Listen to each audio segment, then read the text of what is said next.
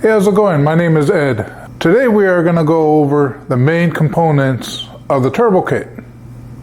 The purpose of this video is very beginner entry level to know what components you need to build a turbo kit.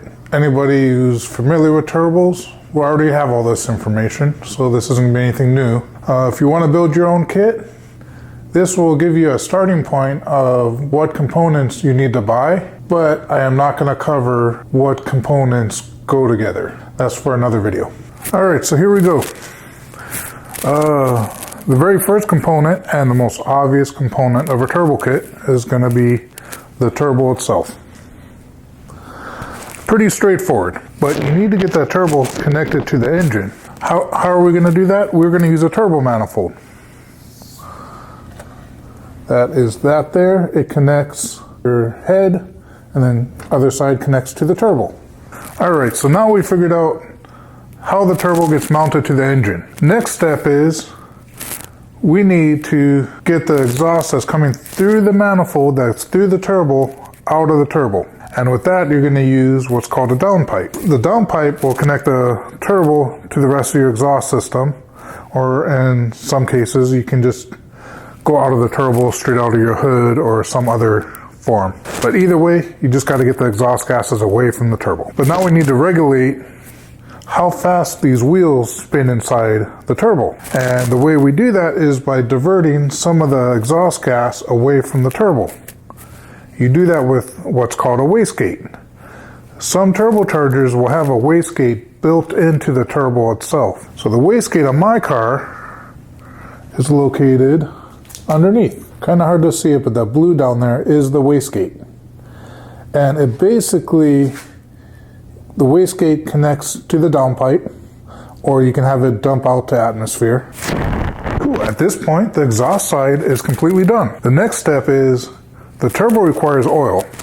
Some turbos can even take coolant lines too, but we're not going to discuss that in this video. So we need to get oil to this turbo, and the way we do that on this car and most other cars is you are going to run a line from the top of the turbo, that's your oil feed, going back to your oil pressure sending unit or oil pressure sensor, and you basically just put a T in there. And so the oil pressure sending unit is behind the block, and so you take some of that oil that would be going to the sending unit and you send it over to the turbo. Well, the oil in the turbo needs a place to go. So that's where the oil drain comes in. So you're going to use quite a bit thicker line for the drain, and it's underneath the turbo, and it's just going to go straight down into your oil pan. That said, they do make turbos that have internal oiling systems where you don't need an oil drain and an oil feed. They do require regular servicing of the oil where you got to add oil to it.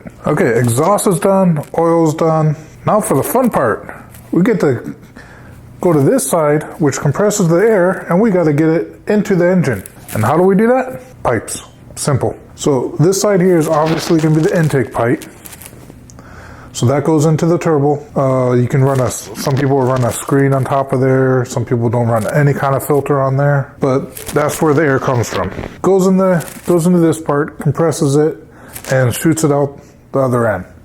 So the other end of mine, you can see is down there. The pipe goes down to the front, behind the front bumper, and connects to an intercooler. So pretty basic. Why do we run an intercooler? It's because this is so hot, it heats up, and this spinning gets so hot, it heats up the air, so we need to cool down the air before it goes into the engine. Or at least we should cool down the air before it goes into the engine. Another reason why we run intercoolers, it looks cool. Everyone knows you got a turbo if you got a big fat intercooler in the front. Then we use the intake pipe coming out of the intercooler, and then we basically just bring it up to the engine. There's one little problem. When that valve, your throttle closes, all the air needs a place to go that is compressed, because it's just going to build up because it's no longer sucking in the air. Two things can happen. Is you can just have the air go all the way back through the system and basically come out of the intake, and you get that sound. Or you can run a blow-off valve like that, and it'll release the air so it's not going through the turbo. Some people say it puts a lot of strain on the turbo. Some people say it's okay. I'm not getting in that debate. You have your basic turbo setup there. I'm not covering fuel. I'm not covering tuning. I'm not covering boost gauges and AFRs, wide bands, and all that kind of stuff. This is just the main components of the turbo, and it's kind of a follow-up to your eBay video. Anyway, thank you for watching. Aloha. Peace out. Catch you in the next one.